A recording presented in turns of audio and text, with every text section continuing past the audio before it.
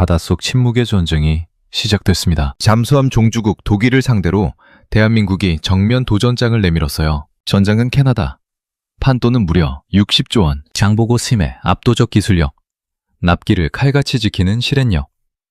60조짜리 산업협력의 판. 독일 51점대, 한국 49점. 단 2점 차이에 숨막히면 승부. 하나오션이 이기는 날.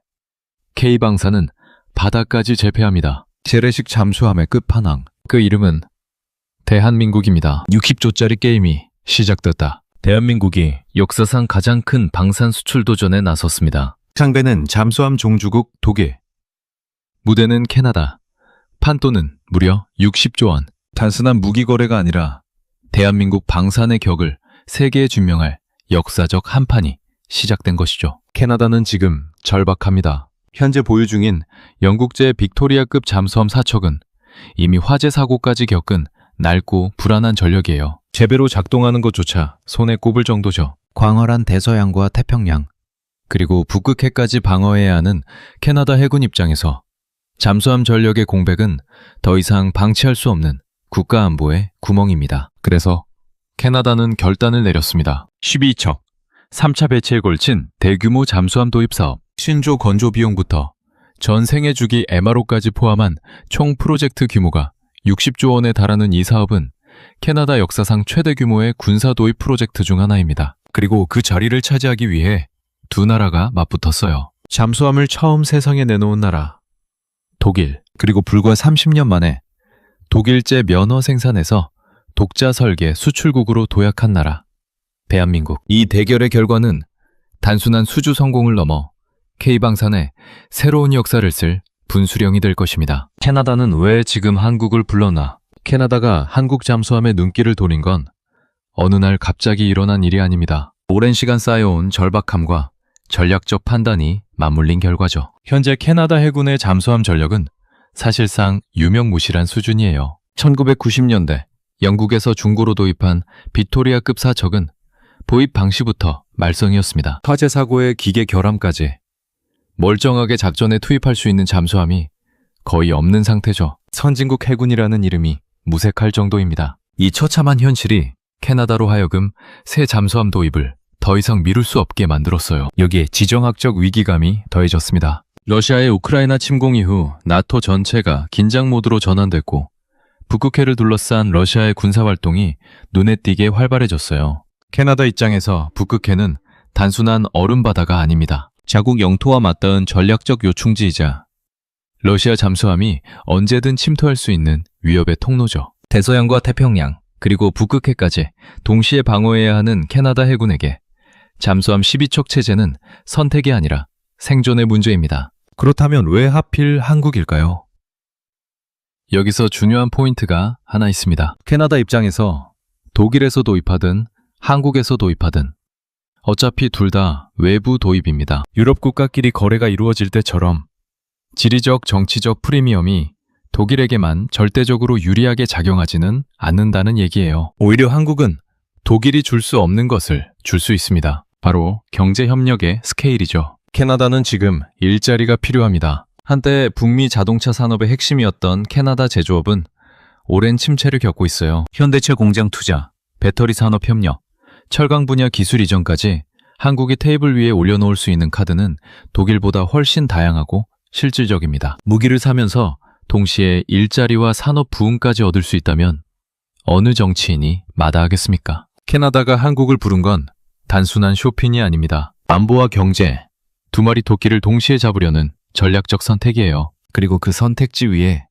대한민국이 당당히 올라섰습니다. 장보고 스이, 재래식 잠수함의 끝판왕. 장보고 스임을 처음 접한 외국 해군 관계자들은 하나같이 놀란다고 합니다. 재래식 잠수함, 즉 핵 추진이 아닌 디젤 전기 추진 잠수함이 이 정도 성능을 갖출 수 있다는 사실에 말이죠. 장보고 스의 핵심은 리튬 이온 전지입니다. 기존 납축 전지 방식의 잠수함은 수중에서 버틸 수 있는 시간이 제한적이었어요. 배터리가 방전되면 수면 위로 올라오거나 스노클을 올려 엔진을 돌려야 했죠. 그 순간 잠수함은 적에게 노출될 위험에 처합니다. 하지만 장보고스에 탑재된 리튬이온 전지는 에너지 밀도와 충방전 효율이 월등히 높아요. 수중에서 훨씬 오래, 훨씬 조용하게 버틸 수 있습니다. 이 기술에서 한국은 일본보다도 앞서 나갔습니다. 일본이 이 분야의 선두주자로 알려져 있었지만 한국이 먼저 실전 배치에 성공한 것이죠. 여기에 수직 발사관이 더해집니다. 장보고 3, 배치 1에는 6개,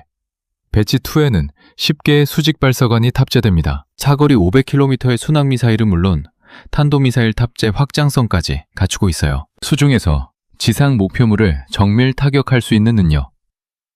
이것이 장보고 3를 단순한 잠수함이 아니라 전략무기로 격상시키는 결정적 요소입니다. 재래식 잠수함 중에서 이 정도 공격 능력을 갖춘 것은 전 세계에서 손에 꼽을 정도예요. 3전톤급이라는 크기도 강점입니다. 충분한 내부 공간 덕분에 탑재 장비와 무장의 다양성이 확보되죠. 물속에 들어가면 만재 배수량이 4,000톤에 육박합니다. 이 정도 크기의 재래식 잠수함을 설계하고 건조할 수 있는 나라는 전 세계에 몇 되지 않아요. 불과 30년 전 한국은 독일에서 잠수함을 통째로 사다 쓰던 나라였습니다. 1980-90년대 독일제 잠수함을 수입하고 면허 생산을 시작하고 그 기술을 흡수해 독자 설계로 나아가는데 30년이 채 걸리지 않았어요. 그 결과가 바로 지금 캐나다 앞에 서 있는 장보고 3입니다. 독일에서 배운 기술로 독일과 맞붙는 것, 그 자체가 이미 드라마죠. 독일이라는 벽, 그리고 우리가 넘어야 할 이유.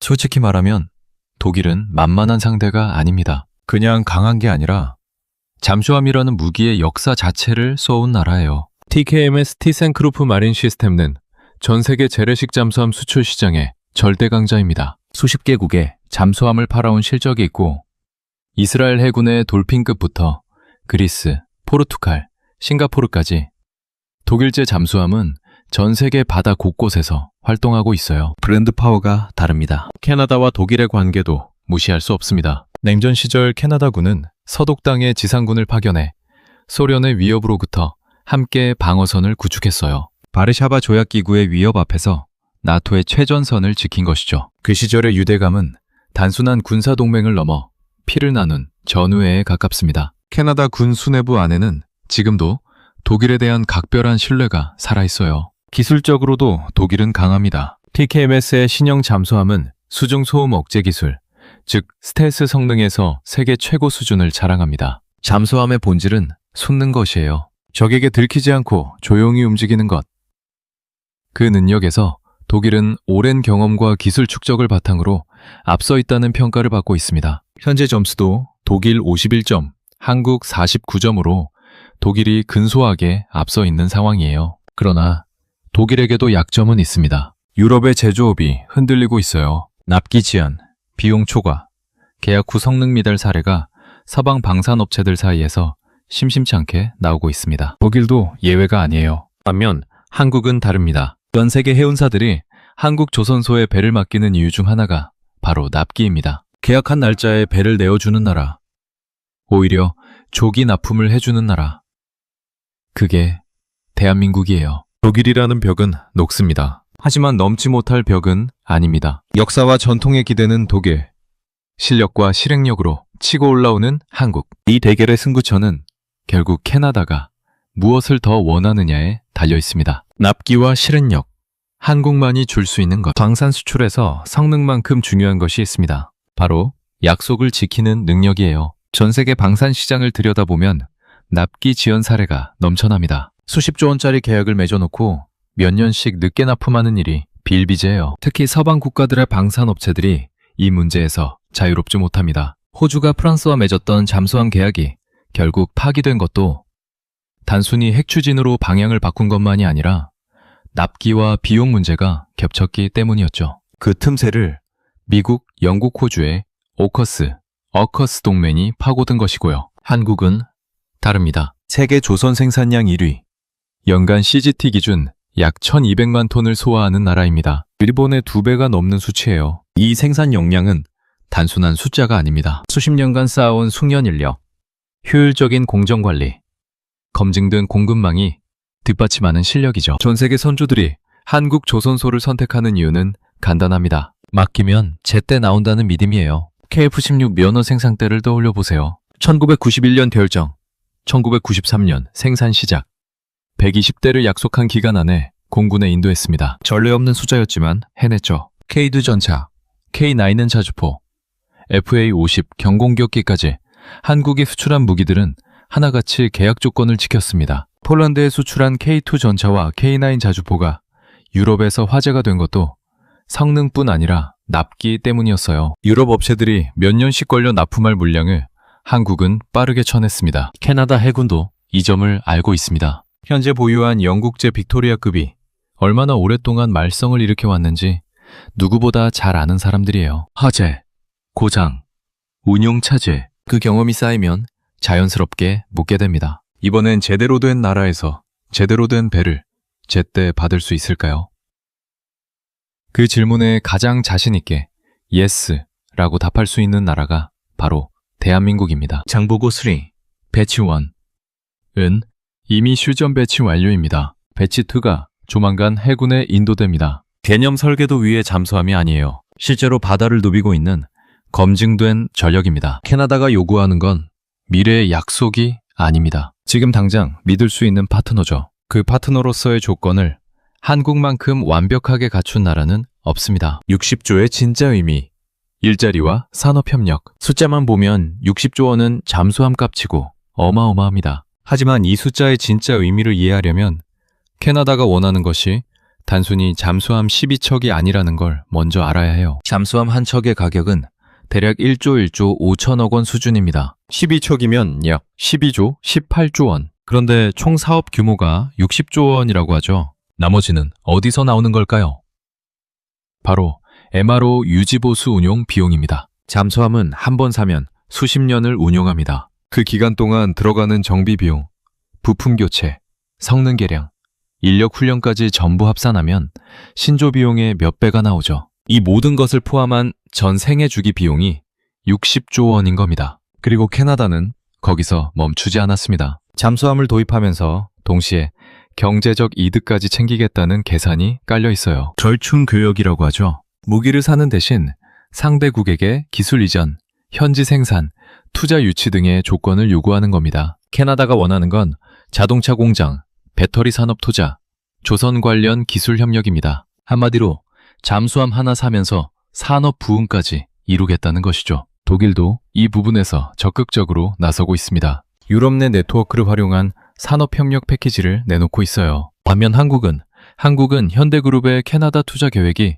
아직 구체화되지 않은 상태입니다. 과거 캐나다에 진출했다가 쓴맛을 본 경험이 발목을 잡고 있는 것이죠. 하지만 생각해보세요. 현대차 공장이 캐나다에 들어선다면, 배터리 공장이 세워진다면 캐나다 정치인들이 유권자들 앞에서 자랑스럽게 내세울 수 있는 성과가 만들어지는 겁니다. 일자리는 표입니다. 전 세계 어느 나라 정치인이든 일자리 창출만큼 강력한 공약은 없어요. 캐나다 역시 마찬가지입니다. 잠수함 수주전의 최종 결정권자는 캐나다 해군이 아닐 수도 있습니다. 정치인들이 판단하는 순간 경제 협력의 스케일이 성능 점수보다 더 큰 변수가 될 수 있어요. 그리고 그 스케일에서 한국이 독일보다 더 큰 그림을 그릴 수 있습니다. 한국이 이 판에서 이기려면 잠수함을 파는 게 아니라 캐나다의 미래를 함께 만들겠다는 비전을 팔아야 합니다. 그 비전이 구체적이고 설득력 있을 때 60조의 판은 한국 쪽으로 기울 수 있습니다. 하나오션, 세계를 향한 도약대. 하나오션이라는 이름을 아는 사람이 전 세계에 얼마나 될까요?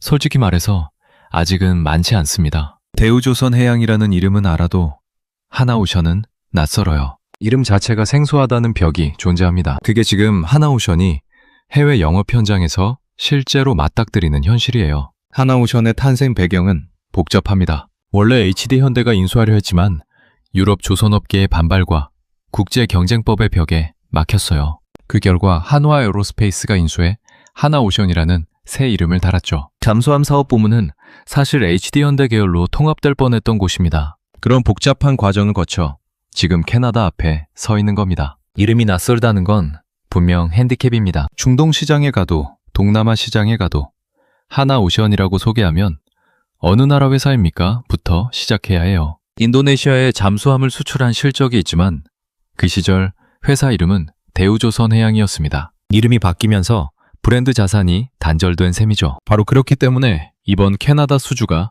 더욱 중요합니다. G지부 국가에 전략 잠수함을 수출하는 순간 하나오션은 하룻밤 사이에 세계가 아는 이름이 됩니다. 언론이 쏟아지고 각국 해군의 눈길이 쏠리고 그 캐나다 잠수함 만든 회사라는 수식어가 붙는 거예요. 중동, 동남아, 유럽, 남미까지 줄줄이 문의가 이어질 겁니다. 카이카이와 현대로템이 KF-21과 K2 전차로 세계 무대에서 이름을 알린 것처럼 하나오션도 그 길을 걸어가야 합니다. 그 다음 목표는 핵추진 잠수함 SSN이에요. 한국형 원자력 잠수함 개발이 현실화되는 날, 하나오션은 세계 탑5 잠수함 제조사의 반열에 오릅니다. 그 여정의 출발점이 바로 캐나다 수주입니다. 마창진, 거제도, 부산, 하나오션을 중심으로 움직이는 협력업체들이 잘 먹고 잘 사는 날이 오길 기다리는 사람들이 있습니다. 수주 성공은 단순히 회사 하나의 승리가 아니에요. 그 지역, 그 사람들의 삶이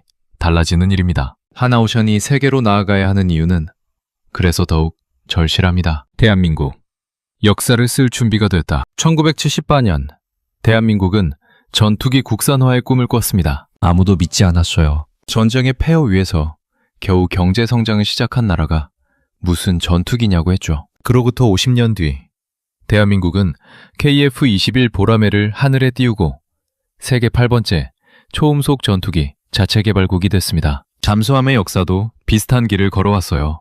1989제 90년대 독일에서 잠수함을 사다 쓰던 나라가 면허 생산을 거쳐 독자 설계로 나아가 이제는 종주국 독일과 수출 시장에서 맞붙고 있습니다. 이 여정이 50년도 채 걸리지 않았어요. 그 속도와 집념이 대한민국입니다. 물론 이번 수주가 쉽지 않다는 건 압니다. 49대 51이라는 점수 차이. 독일과 캐나다의 역사적 유대감, 산업협력 조건의 불확실성, 3,000톤급이라는 크기 문제까지 넘어야 할 산이 분명히 있어요. 하지만 K방사는 항상 그런 산을 넘어왔습니다. 아무도 안 된다고 했던 것들을 해온 나라가 대한민국이에요. 3월 2일 제안서가 제출되고 빠르면 5월 말 결과가 나옵니다. 그 결과가 어떻든 간에 이미 대한민국은 세계 최강의 잠수함 종주국과 어깨를 나란히 하는 수준까지 올라왔다는 사실 자체가 역사입니다. 수주에 성공한다면 K방사는 지상, 항공에 이어 해상 전략무기까지 완성하는 세계 4대 방산 강국으로 도약하게 됩니다. 그리고 그 이후엔 핵추진 잠수함의 문이 열리죠. 대한민국 해군이 장보고 스를 몰고 태평양을 건너 밴쿠버에 입항하는 날이 올 겁니다. 그 장면을 상상해보세요. 한국이 만든 잠수함이 G7 국가의 항구에 들어서는 순간 세계는 다시 한번 대한민국을 다르게 볼 것입니다. 우리는 이미 준비되어 있습니다. 기술도, 실행력도, 의지도. 이제 남은 건 결과뿐이에요. 대한민국, 역사를 씁니다.